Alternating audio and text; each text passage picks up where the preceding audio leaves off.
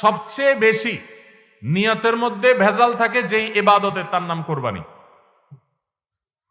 অন্য কোনো ইবাদতে নিয়তের মধ্যে ভেজাল এত বেশি থাকে না, কোরবানিদের মধ্যে নিয়তের ভেজাল যত বেশি থাকে। কারণ কি? কারণ হলো ওই যে কোরবানি করার পর এটার ফিডব্যাক, এটার উপকারিতা, গোশতগুলো, এগুলো সব নিজেই ভোগ করে মানুষ, আপনার কাছে আবার ফিরে আসে। এই জন্য নিয়তের মধ্যে ভেজালের সম্ভাবনা অনেক বেশি থাকে। ভাইরা আমার, আমাদের প্রিয় নবী সাল্লাল্লাহু আলাইহি সাল্লাম তিনি কিন্তু গরু কিংবা ওঁট দিয়ে কোরবানি দেন নাই। এর মানে এইটা না যে গরু বা ওঁট দিয়ে কোরবানি দিলে সওয়াব কম হবে, এটা না। উদ্দেশ্য হলো যে ছাগল, দুম্বা, ভেড়া এরকম ছোট পশু দিয়ে কোরবানি তিনি দিয়েছেন, সাহাবা একরাম অনেকে দিয়েছেন। এখনকার মিডল ইস্টের মানুষ শতকরা বোধহয় 90-95 জন মানুষ হবে, বা আরো বেশি সংখ্যক মানুষ হবে, প্রায় সবাই তারা কিন্তু ছাগল, দুম্বা বা ভেড়া এই ছোট পশু দিয়ে কোরবানি দেয়। আমাদের দেশে আমরা বড় পশু অর্থাৎ গরু দিয়ে কোরবানি দেই। সেটার যৌক্তিক কারণ আছে, আমি বলেছি যে আমাদের দেশে গরু উৎপাদন করা যত সহজ হয়, ছাগল উৎপাদন করা এত সহজ হয় না। নানা কারণে ছাগলের চাইতে গরুর উৎপাদন বেশি হয়, সেই হিসাবে আমরা করি, ঠিক আছে। কিন্তু যদি উদ্দেশ্য হয় বড় পশু কোরবানি করে আমি বড় কোরবানি দাতা জাহির করব নিজেকে, তাহলে এর মাধ্যমে সওয়াব হওয়া তো দূরের কথা, মানুষ দেখানো ইবাদত করার কারণে শিরকে আসগরের গুনাহ হওয়ার আশঙ্কা আছে। আমার কথা কি বুঝাইতে পারছি ভাইরা আমার? আমাদের দেশে বাস্তবতা হলো কিছু নেককার মানুষ আছেন, আল্লাহ তাআলা পয়সা করে দিয়েছেন, হালাল টাকা, আবার আল্লাহর উদ্দেশ্যে বড় পশু কুরবানি করে গরিব দুঃখীকে গোশত খাওয়ায়, গরিবদের পুষ্টির যোগান হয়, এরকম নেক উদ্দেশ্যওয়ালা মানুষ আছে আলহামদুলিল্লাহ। কিন্তু এই সীমিত সংখ্যক মানুষ ছাড়া সাধারণত গরুর সাইজ যত বড় হয় নিয়তের ভেজাল তত বেশি হয়। আমি কি আপনাদের বুঝাতে পারছি? সাধারণত গরুর সাইজ যত বড় হয় নিয়তের ভেজাল তত বেশি হয়। সব ক্ষেত্রে এটা প্রযোজ্য না। অনেক নেককার মানুষ আছেন যে গরুর সাইজে বড়, মাশাআল্লাহ নিয়তটাও খালেস, আবার উপার্জনও হালাল, এরকম আল্লাহর বান্দাও আছেন, কিন্তু তাদের সংখ্যা খুবই কম। সাধারণত গরুর আকার যত বড় হয় এই বেশিরভাগ এই শ্রেণীর কোরবানি দাতাদের নিয়তে ভেজাল বেশি। আপনি ঢাকা চলে যাবেন, গুলশান, বারিধারা, ঢাকার একেবারে এলিট শ্রেণীর মানুষের বসবাস যে সমস্ত এলাকায়, সে সমস্ত এলাকায় দেখবেন এক এক বাড়ির ভিতরে গ্যারেজে বিশাল বড় বড় 3টা, 4টা, 5টা গরু, এক একটা 4 লাখ, 3 লাখ, 5 লাখ এরকম দামের গরু। এই বাড়িওয়ালাদের বেশিরভাগ লোকদেরকে দেখবেন জীবনে এরা মসজিদের ধারে কাছেও যায় না, কিন্তু কোরবানিটা করে মাশাআল্লাহ। কারণ কি?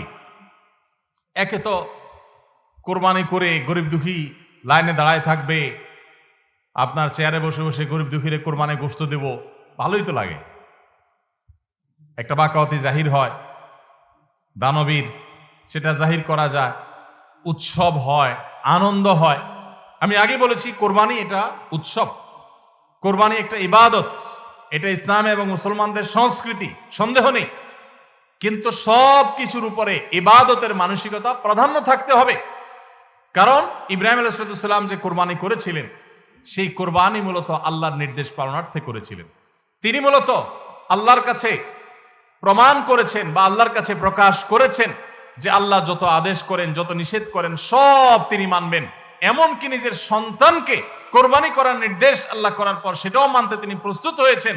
আল্লাহ সন্তান কোরবানি হইতে দেন নাই, কিন্তু তিনি পরীক্ষায় পাশ করে ফেলেছেন। এই কোরবানি আমাদেরকে শিক্ষা দেয় আল্লাহর আদেশ নিষেধ আমার যুক্তিতে ধরুক আর না ধরুক, আমার বুঝে খাটুক বা না খাটুক, আমার পক্ষে যাক আর বিপক্ষে যাক, আমার ভালো লাগুক আর না লাগুক, সর্বাবস্থা আমি আল্লাহর আদেশ নিষেধ মেনে চলবো। এটাই হলো কোরবানির প্রধান শিক্ষা। আল্লাহ তাআলা আমাদের সবাইকে সেই শিক্ষা মাথায় রেখে শুধুমাত্র আল্লাহকে খুশি করার উদ্দেশ্যে কোরবানি করার তৌফিক দান করুন। মেয়ে বিয়ে দিয়েছেন বা ছেলে বিয়ে করাইছেন, ব্যয়ের বাড়ি থেকে মেহমান আসবে, ব্যয়েরা জিজ্ঞেস করবে ব্যয় কি কোরবানি দিচ্ছেন, একটা ব্যাপার সেপার আছে। তখন যদি বলেন যে ব্যয় সাহেব এবার টাকা পয়সা হাতে নাই, সেজন্য এবার কোরবানি দিব না, তাহলে মুখ থাকে, এজন্য একটা কোরবানি দেওয়া লাগে। এই কোরবানি কি ব্যয় হিসাবের জন্য হলো না আল্লাহর জন্য হলো? এই ব্যয় হিসাবের জন্য কোরবানি করলে সেটা সওয়াব হবে না, বরং শিরক হবে, শিরকে আসগর। এটাকে শিরকে আসগর বলা হয়। আল্লাহ তাআলা আমাদের সবাইকে আল্লাহকে খুশি করার জন্য কোরবানি করার তৌফিক দান করুন। আল্লাহকে খুশি করার জন্য যে কোরবানি করছেন, মাঝে মধ্যে একটু অ্যাসিড টেস্ট করবেন। অ্যাসিড টেস্ট বলবো, ধরেন আপনি প্রতি বছর গরু কোরবানি করেন, এক বছর হঠাৎ করে ছাগল কোরবানি করেন, ছাগল কোরবানি করেন। আপনি বলবেন ওই বছর তাহলে তো গরু গোশত দিতে পারবো না, তো আরো কয়েকটা ছাগল কিনে কোরবানি আরো বেশি করা যায়, তো একজনে একটা বেশি করলে সমস্যা নাই। ছাগল অনেকগুলো কিনে গরিব দুঃখীদেরকে দিয়ে দেন, তারা কোরবানি করে, তারা গোশত খায় ফেলাকে আপনার তরফ থেকে কোরবানি হয়ে যাবে। আপনি একটা ছাগল করেন, দেখেন এটা মানাইতে পারেন কিনা নিজেরে। যদি কোনো অসুবিধা না হয় মানাইতে, তাহলে আলহামদুলিল্লাহ আল্লাহর শুকর আদায় করতে পারেন যে আপনার নিয়তের মধ্যে বোধহয় ভেজাল নাই। আর যদি মনে হয় না প্রতি বছর গরু দেই, এবার ছাগল দিলে কেমনে হয়, মানুষ কি বলবে, তাহলে বুঝতে হবে ডাল মে কুচ কালা নেই, পুরা হি কালা হয়। আল্লাহ তাআলা আমাদের সবাইকে ইখলাসের সাথে, তাকওয়ার সাথে কোরবানির এই আমলটি সম্পাদন করার তৌফিক দান করুন। ভাইরা আমার, কোরবানির সামনে আসছে, এখন থেকে আমরা একটু পরিবারের সদস্যদেরকে নিয়ে বসি, বাচ্চা সহ ফ্যামিলির সব সদস্যরা একটু বসেন, মশওয়ারায় বসেন, পরামর্শ মজলিসে বসেন, বসে জিজ্ঞাসা করেন আমরা আসলে কোরবানিটা কেন করতেছি। গোশত খাওয়া, ফ্রেশ গোশত আহরণ করা, মানুষের সামনে নিজেদের মুখ উজ্জ্বল করা, কি ধান্দা, উদ্দেশ্য কি? একজন একজন করে সবাই মতামত নেন এবং এটা নিশ্চিত করেন যে আমরা আল্লাহর জন্যই কোরবানি করছি। এটা কিভাবে নিশ্চিত করব? একটা তো বললাম যে বিশাল বড় গরু কোরবানি করেন সব সময়, এবার একটু ছাগল কোরবানি করেন, দেখেন তো মনে মানাইতে পারেন কিনা। কারণ আপনি বলবেন ভাই গরু কোরবানিতে অনেক টাকা লাগে, ছাগলে তো অনেক কম টাকা লাগে, তাহলে এই কোরবানি ওইটা চাইতে কিভাবে উত্তম হয়? আমি উত্তম বলতেছি না, আমি বলতেছি যে আপনার নফস, আপনার মন মানে কিনা যে আমি গরুর জায়গায় ছাগল কোরবানি করলেও তো হবে, হবে না হবে না? কেউ যদি ছাগল কোরবানি করে তার কোরবানি হবে কি হবে না? হবে। কোরবানি ছাগলও করা যায়, গরুও করা যায়, ভেড়াও করা যায়, দম্বাও করা যায়, মহিষ দিয়েও করা যায়, ওট দিয়েও করা যায়, এই সব পশু দিয়ে কোরবানি করা যায়। অতএব আপনি এবছর একটু ছাগল দিয়ে করেন, বাকি গরু কেনার যে আরো বাজেটের টাকা ছিল সেগুলো দিয়ে আরো কয়েকটা ছাগল কিনে গরিব মানুষকে দিয়ে দেন, ওটা যাতে এলাকা মানুষ টেন না পায়, অন্য এলাকায় দিয়ে দেন। আমরা সুন্নাহ ফাউন্ডেশনের তরফ থেকে সারা দেশে বিভিন্ন জায়গায় জায়গায় কোরবানি করি। অনেক প্রবাসী আছেন, অনেকে ইউরোপ আমেরিকার এমন এমন দেশে আছেন সেখানে কোরবানি চাইলেও করা যায় না, সুযোগ নাই, বা দেশে অনেকে আছেন যে তার হয়তো সে সুযোগ নাই, ক্যাপাসিটি নাই, নানা কারণে সুবিধা অসুবিধা আছে। তো আমরা তাদের তরফ থেকে কোরবানি করে দেশের বিভিন্ন গরিব দুঃখীদের আপনার বাসা বাড়িতে আমরা তাদের ঘরে ঘরে গোশত পৌঁছাই দিই। তো আপনি গরুর বাজেটের টাকা দিয়ে একটা ছাগল কিনে বাকি টাকা দিয়ে এরকম ছাগল কিনে মানুষকে দান করে দেন, জবাই করে অন্য মানুষকে গোশত দিয়ে দেন, এলাকা দিলেন না, মানুষ টের পারো না, তাহলে মনকে মানাতে পারেন কিনা দেখেন। এটা হলো অ্যাসিড টেস্ট, আমি বলতেছি না সবসময়, মাঝে মধ্যে এরকম করে দেখেন যে মন মানে কিনা। যদি দেখেন যে না মন মানে, তাহলে আলহামদুলিল্লাহ ভাইরা আমার।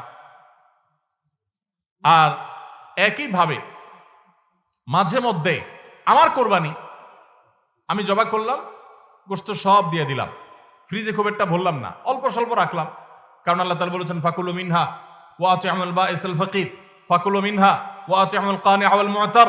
কোরবানি গোশত নিজেও খাবো, গরিব দুঃখীকেও খাওয়াবো, যে চায় তাকেও দিব, যে চায় না আত্মীয় স্বজন তাদেরকেও দিব।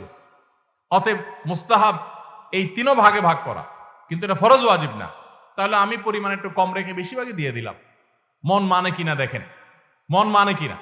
অনেকে আছেন লামসাম সামান্য একটু দিয়া আর সব ফ্রিজে ঠেলতে ঠেলতে ফ্রিজের দরজায় লাগে না, পারলে রশি দিয়া বাঁধে যে দরজা লাগে না, কারণ গোশত, পায়া, ভুড়ি, কলিজা, ফ্যাপসা সব ঢুকাইতে ঢুকাইতে ফ্রিজ বেচারা জাম হয়ে গেছে। তাহলে কোরবানি কেন করতেছি? গোশতের জন্য যদি কোরবানি হয়, এই কোরবানি করবাই না, এটা ফুর্তি। কোরবানি তো ত্যাগের নাম। আপনার ভিতরে ত্যাগ কতটা আছে, ত্যাগের মানসিকতা কতটা আছে। আপনি আল্লাহর রাহে, আল্লাহকে খুশি করার জন্য লাখ টাকা দিয়ে গরু কোরবানি করেন, ভালো কথা। আপনার মধ্যে আসলে ত্যাগের মানসিকতা আছে কি এটা প্রমাণ করার জন্য মাদ্রাসা, নতুন মাদ্রাসা হচ্ছে, সেখানে লক্ষ লক্ষ টাকার দরকার আছে, আপনি সেখানে 20,000 50,000 টাকা অকাতরে দিতে পারেন কিনা, এটা অ্যাসিড টেস্ট, সেখানে টাকা বাইর হয় না।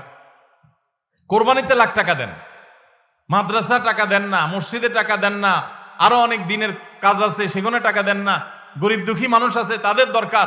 একজন গরিব, তার চিকিৎসা মাত্র 20,000 টাকা হলে হয়ে যায়। আপনি 20,000 টাকা দিতে পারেন, কিন্তু দেন না, 2,000 দেন, 500 টাকা দেন, কিন্তু কোরবানির সময় মাশাআল্লাহ 1 লাখ টাকার গরু কিনেন। যদি আল্লাহর জন্যই হয়, স্যাক্রিফাইস যদি হয়, কোরবানিও করেন, ওখানেও দেন, কিন্তু কোরবানির সময় আসেন ওখানে নাই, তাহলে আপনার এই কোরবানিটা কি আল্লাহর জন্য হচ্ছে না নিজের জন্য হচ্ছে, আল্লাহর খুশির জন্য হচ্ছে না অন্য কোনো উদ্দেশ্য হচ্ছে? এই প্রশ্ন জোরালোভাবে আমাদের অবশ্যই রাখতে হবে। ভাইরা আমার, এর মানে আবার কেউ এটা বুঝেন না যে কোরবানি কম হোক আমরা সে চেষ্টা করবো না, কোরবানি আরো বেশি বেশি করার চেষ্টা করবেন। কোরবানি যত বেশি হবে তত আমাদের সব দিক থেকে লাভ। যারা কোরবানি বিদ্বেষী, সেকুলার, বিশেষ করে এক শ্রেণীর মুসলিম বিদ্বেষী নাস্তিক আছে, কোরবানির মৌসুম আসলেই দেখবেন এদের পাখা গজায়। এরা দেখবেন গরুর প্রতি মায়া এত বেশি, এত দরদ, তারা বলে আহারে এতগুলো গরু জবাই করে ফেলা হবে, এই গরুগুলোর ভিতরে প্রাণ আছে, কত নির্মমতা। এরকম দেখবেন এরা এখন থেকে, এই কয়দিন পর থেকে দেখবেন সোশ্যাল মিডিয়াতে, ফেসবুকে তাদের এই সমস্ত জিগি শুরু হয়ে যাবে, আছে না নাই?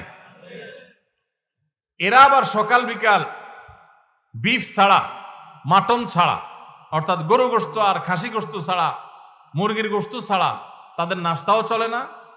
তাদের নাস্তায় থাকে হলো আপনার চিকেন স্যান্ডউইচ, তাদের দুপুরে থাকে হলো বিফ কারি, তাদের রাতে থাকে হলো গরুর কালাবুনা অথবা মাটন, ডাল খাসি। 3 বেলা গোশত ছাড়া চলে না। কিন্তু মুসলমানদের কোরবানি আসলে তাদের কি হয়? অ্যালার্জি ছাড়া চুলকানি শুরু হয়, আছে না নাই? এই জন্য এদের প্রতিবাদে কোরবানি আরো বেশি করে করবেন, কিন্তু সেটা আল্লাহকে খুশি করার জন্য যেন হয়। কারে খুশি করার জন্য হবে?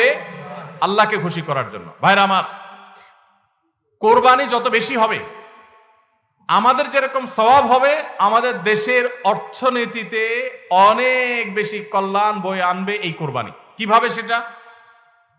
প্রতি বছর কোরবানিতে যে লক্ষ লক্ষ গরু ছাগল জবে হয়, এই লক্ষ লক্ষ গরু ছাগল এগুলো তো আসমান থেকে নাজিল হয় না, জমিন ফেড়ে বের হয় না। এক সময় ইন্ডিয়ান গরুর উপরে আমাদের দেশ নির্ভর ছিল। আলহামদুলিল্লাহ গত বেশ অনেক বছর ধরে আপনারা দেখেন যে আমাদের দেশীয় গরু দিয়েই আমাদের কোরবানির ম্যাক্সিমাম চাহিদা প্রায় পূরণ হয়ে যায়। ইন্ডিয়ান গরুর উপরে এখন আর আমাদের কোরবানি নির্ভর নয়।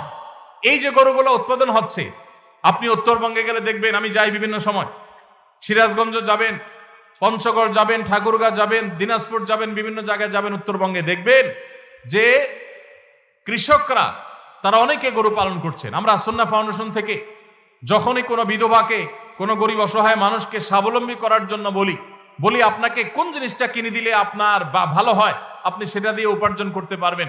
বেশিরভাগ বিধবারা, বেশিরভাগ অসহায় মানুষেরা তারা বলে একটা গরুর বাছুর কিনে দেন, একজোড়া ছাগল কিনে দেন, তাহলে এগুলো আমি সারা বছর বড় করব, এগুলো বড় করতে আমার কোনো ঝামেলা নাই। দোকানদারি করা অনেক ঝামেলার কাজ, চ্যালেঞ্জের কাজ, বাকি চলে যায়, টাকা তোলা যায় না, এগুলো সহজ।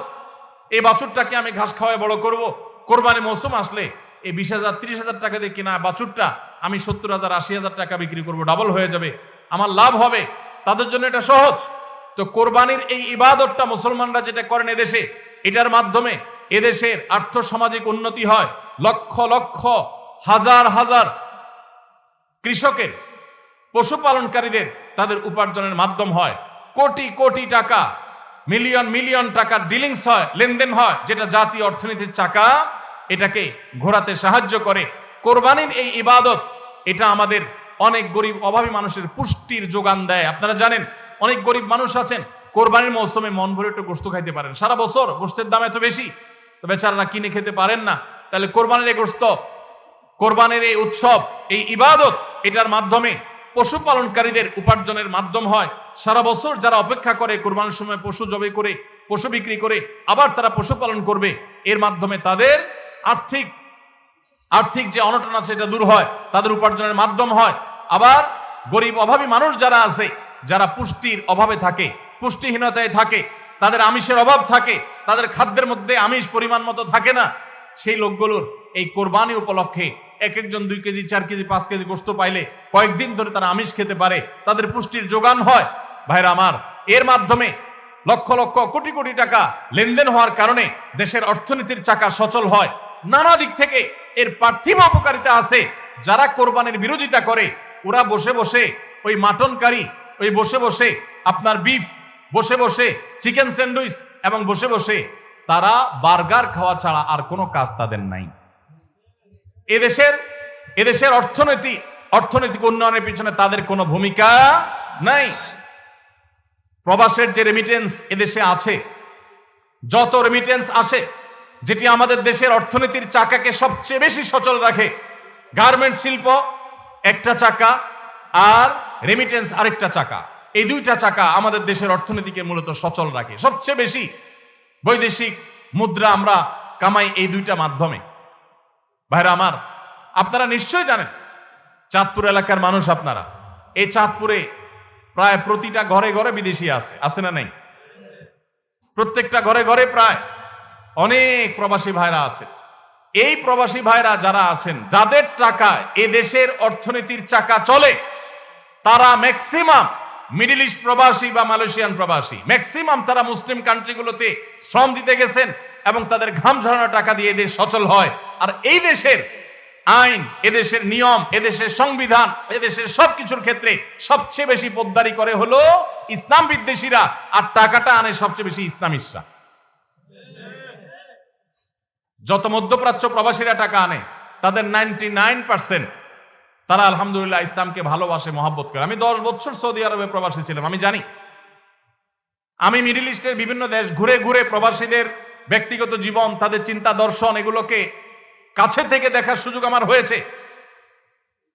প্রবাসীদের যে টাকা এদেশের অর্থনীতি চাকা সবচেয়ে বেশি সচল থাকে। আমি ইউরোপ আমেরিকায় থাকা প্রবাসী ভাইদের প্রতি শ্রদ্ধা রেখে বলছি, তাদের মধ্যে অনেকে আছেন যারা দেশকে ভালোবাসেন, কিন্তু ম্যাক্সিমামের অবস্থা হলো যে তারা যদি ওই সমস্ত দেশে একবার যেতে পারে, তাহলে দেশে জমি জমা, বাড়ি গাড়ি যা আছে এগুলা বিক্রি করে ডলার করে হুন্ডির মাধ্যমে নিয়ে যায়। কারণ ওই দেশে তার একটা বাড়ি কেনা লাগবে, কারণ সে সেখানকার নাগরিক হয়ে যায়। আর মিডল ইস্টে যারা যায় তারা নাগরিক হইতে পারে না, এই জন্য ওখান থেকে একটা রিয়াল, একটা দেরহাম পারলে ওইটা বাঁচিয়ে দেশে পাঠায়। ঠিক না বে ঠিক? অতএব কোরবানির উৎসবের মাধ্যমে দেশের অর্থনীতির চাকা সচল হয়। প্রবাসীদের কষ্টার্জিত আয়ের মাধ্যমে দেশের অর্থনীতির চাকা সচল হয়। এদেশের অর্থনীতির চাকা সচল হওয়ার পিছনে সবচেয়ে বেশি ভূমিকা যাদের, তাদের বিরুদ্ধাচরণকারী যাদের কোনো ভূমিকা নাই, বসে বসে বার্গার খাওয়া ছাড়া, চিকেন আর বিফ কাট আপনার মাটন খাওয়া ছাড়া যাদের আর কোনো কাজ নাই, এরাই কোরবানি আসলে গরুর জন্য মায়া কান্না শুরু করে। এজন্য এদের প্রতিবাদে আরো বেশি বেশি করে কোরবানি করবেন। আপনাদেরকে কোরবানি কম করতে বলি নাই, কিন্তু কোরবানির উদ্দেশ্য যেন হয় আল্লাহকে শুধু খুশি করা, সেটা নিশ্চিত করতে হবে। সবাই চেষ্টা করবো তো ইনশাআল্লাহ? আল্লাহ আমাদের সবাইকে আল্লাহর উদ্দেশ্যে কোরবানি করার তৌফিক দান করুন। তাহলে কোরবানি আসার আগে আগে নিজেকে নিজে জিজ্ঞাসা করবেন, পরিবারের সদস্যরা বসে নিজেদের মধ্যে পর্যালোচনা করবেন যে আমরা কোরবানিটা কেন করছি, আমাদের উদ্দেশ্যটা কি। আমাদের উদ্দেশ্য হবে